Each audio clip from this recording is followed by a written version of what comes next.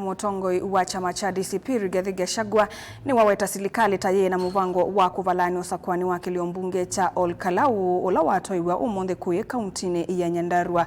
Gachagua inena mawikoloni wa Munyoro Nyeri aweta kana vembuli lila waikonia kutumewa ni silikali ya kati kulikilila usakuani na kutelemia enenthi ateo atungia muvea enenthi kwa kila kana kwa kwikala ngunu na kusiea ala Gachagua kuweta tameikwite mathangu makura mema make otounu wakania amwe matongoi silikalini alokuweta tameutumika kutolonga muwo wa Kenya ayongela kwasya kana enenthi ni matona kwasya mwikio wo kwanza ma ya unyuvani na mivaka IBC evindani ya usakuani munene boni Muti ni watombanisya mauvo pia na Rigathi Gachagua ni kana veimusia mbulili na ila situsa Maovisa ma Volisi kwenda ulikila usakuani uyu asiende na iki akithito ulikila na kutolonga muwe wa enenthi kenda kumantha iviso ya kuvingisa usakuani ayumanete mbenu kuwetakana mwenenthi niwe na muamulo kana utio wa muthia kukonya usakuani uyu wa kiliombunge cha Kalou. Kalou, where President William Ruto has ordered a massacre on the Kikuyu people in Kalou in a futile attempt to force them to elect a UDA candidate. When the IG announced that he would deploy 2,000 police officers in Kalou, I wrote to him and I told him I had information that there were sinister motives. I did inform the IG that he has lost the control of the National Police Service, and that deployment has been done by Kipchumba Murkomen, Raymond Omolo under the instructions of President William Ruto. I did inform the IG Douglas Kaja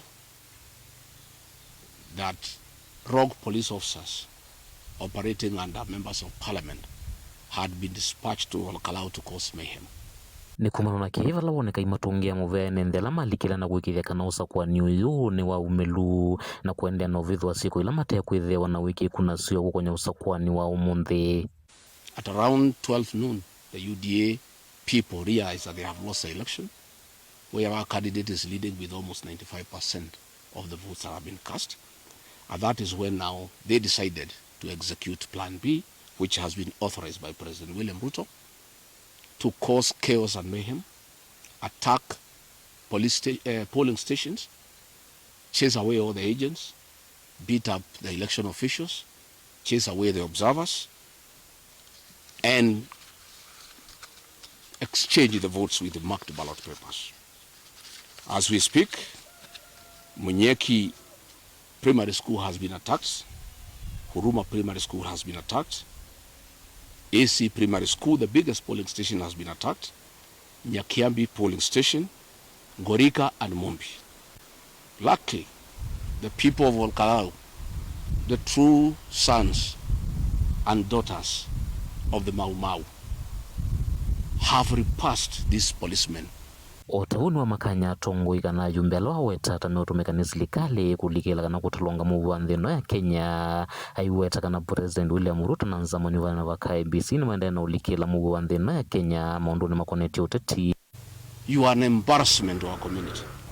How can William Ruto fool you to organize violence against your own people? I have been told now they are regrouping. They are planning to storm all the polling stations. And I'm surprised that EFECON and IBC has said nothing, even after polling stations have been attacked by hooded police. They are moving in vehicles in broad daylight with rifles and are wearing masks, and IBC is quiet because they are part of it. IBC and William Ruto are part and parcel. And it is now clear that we shall not have a peaceful general election. I think Kalou is address rehearsal by William Ruto.